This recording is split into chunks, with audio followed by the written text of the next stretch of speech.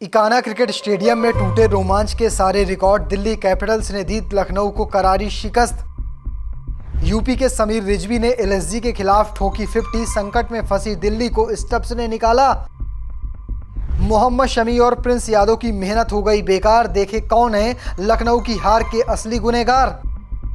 Tata IPL 2026 का ये 5वां मुकाबला था। लखनऊ का सामना दिल्ली से हुआ था और इस मुकाबले में दिल्ली के कप्तान अक्षर पटेल ने टॉस जीता था। टॉस जीतने के बाद गेंदबाजी का फैसला किया था और गेंदबाजों ने उन्हें बिल्कुल निराश नहीं किया। लखनऊ की टीम जिसमें ताबड़तोड़ बल्लेबाज हैं। शुरुआत करते थे Mitchell Marsh, Rishabh Pant, Adam Markram, Nicholas Pooran. ये टीम इतने बड़े नामों के साथ उतरी थी लेकिन 141 रन ही बना पाती है और पूरी टीम ऑल आउट हो जाती है। इसके बाद गेंदबाजी शुरू होती है लखनऊ की। शमी जो कमबैक कर रहे थे और क्या शानदार कमबैक किया है। पहली गेंद पर गोल्डन डक आउट हुए हैं केएल राहुल उनके खिलाफ और उसके अलावा मोहसिन कमाल की लय में नजर आए। प्रिंस यादव को एक ओवर में 2 सफलताएं मिली। कुल मिलाकर 26 रन पर दिल्ली के 4 विकेट गिर गए थे। इसके बाद समीर रिजवी और स्टब्स ने खेल पलट दिया। दोनों ने शतकी साझेदारी की और दिल्ली को इस फंसे हुए मुकाबले में जीत दर्ज करा दी। इसी के साथ दिल्ली का रन रेट भी बेहतर हो चुका है क्योंकि उन्होंने 17वें मुकाबले ओवर में ही इस मुकाबले को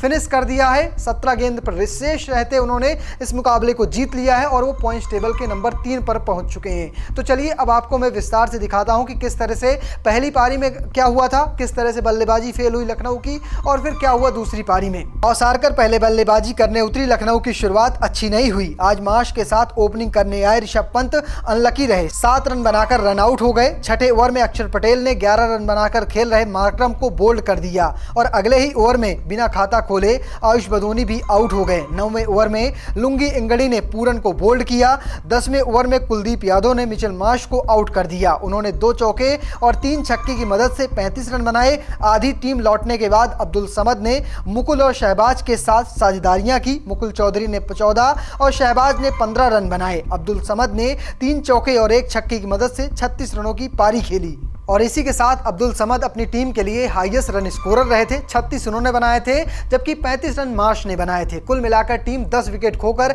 बनाती है 141 रन। अगर इनकी पारी को डिकोड करें तो इनका पावर प्ले बिल्कुल अच्छा नहीं जाता है। 2 विकेट गंवाते हैं, 41 रन बनाते हैं, लेकिन मिडिल ओवर्स में जहां टीमें 90 रन 80 रन बनाती हैं सिर्फ 44 रन बना पाती हैं और 4 विकेट अपने गंवा देते हैं। और इसके बाद जब डेथ ओवर आता है जहां दूसरी टीमें डेथ ओवर में 50 रन 40 रन बनाती हैं, इनके गेंदबाजों के बल्ले से रन नहीं निकलते हैं और कुल मिलाकर 14 रन बना पाते हैं। 4 विकेट गंवा देते हैं और 42% इन लोगों ने या कहें इनके बल्लेबाजों ने डॉट बॉल खेली हैं। अगर आप 40% 45% डॉट बॉल खेलते हैं तो आपका स्कोर ऑटोमेटिक कम हो जाता है और वही हुआ। 14 रन एक्स्ट्रा के मिले थे और इसी के साथ पारी खत्म हो जाती है। अगर बात करें तो दिल्ली की गेंदबाजी की तो सबसे पहले तारीफ किसी की करनी चाहिए तो मुकेश कुमार थे। मुकेश ने शुरुआत जबरदस्त दिलाई थी। दूसरा ओवर तो कह सकते हैं कमाल का फेंक के गए थे।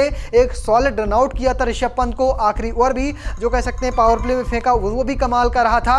3 विकेट लुंगी इंगड़ी को मिलते हैं और लुंगी इंगड़ी ने जब 3 विकेट लिए तो उनसे पूछा गया कि आपने किस तरह से अपनी गेंदबाजी को इंप्रूव किया, तो कहते हैं कि मेरा इसमें साथ दिया है डीजे ब्रावो ने। उन्होंने बहुत कुछ मेरी मदद की है जिसके बाद मैं अब स्लोअर गेंदबाजी का अच्छा प्रयोग करता हूं। इसके अलावा 3 विकेट मिलते हैं नटराजन को। पिछला साल बिल्कुल खराब गुजरा था। इंजरी की वजह से सिर्फ 2 मुकाबले खेले थे लेकिन इस बार पहले ही मुकाबले में 3 विकेट चटकाए, सटीक यॉर्कर फेंकी और बता दिया कि मैं डेथ ओवर के लिए पूरी तरह से तैयार हूं। अगर बात करें कुलदीप यादव की, कुलदीप ने 2 सफलताएं हासिल की हैं। आपको बता दें कि उन्होंने मार्श को चलता किया जो अच्छी लय में नजर आ रहे थे।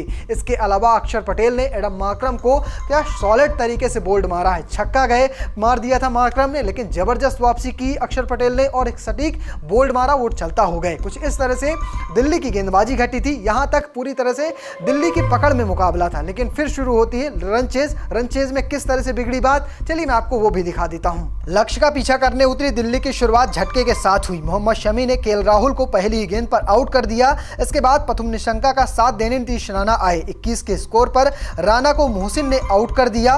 5वें ओवर में प्रिंस यादव ने प्रथम निशंका और अक्षर पटेल को आउट कर दिया। 26 रन पर 4 विकेट गिरने के बाद समीर रिजवी और ट्रिस्टन स्टब्स ने जिम्मेदारी संभाली। मिडिल ओवर में दोनों ने 90 रन जोड़े और टीम को जीत की दहलीज पर पहुंचाया। कुल मिलाकर दोनों ने 76 गेंदों पर 119 रनों की साझेदारी की। अगर बात समीर रिजवी की करें तो समीर रिजवी ने 47 गेंदों पर 70 रनों की नाबाद पारी खेली है और इसी के दम पर दिल्ली ने जीत दर्ज की है। उन्होंने 5 चौके लगाए, साथ में 4 चौके भी लगाए, 4 छक्के भी लगाए। आपको बता दें समीर रिजवी जब 13 गेंदें खेले थे उस दरमियान उनके रन निकले थे सिर्फ 5 रन। 37 गेंद पहुंचते पहुंचते उन्होंने अपनी 50 पूरी की और 47 गेंदों पर तो उन्होंने 70 रनों का आंकड़ा छू लिया। ऐसा ही साथ उनका दिया स्टप्स ने।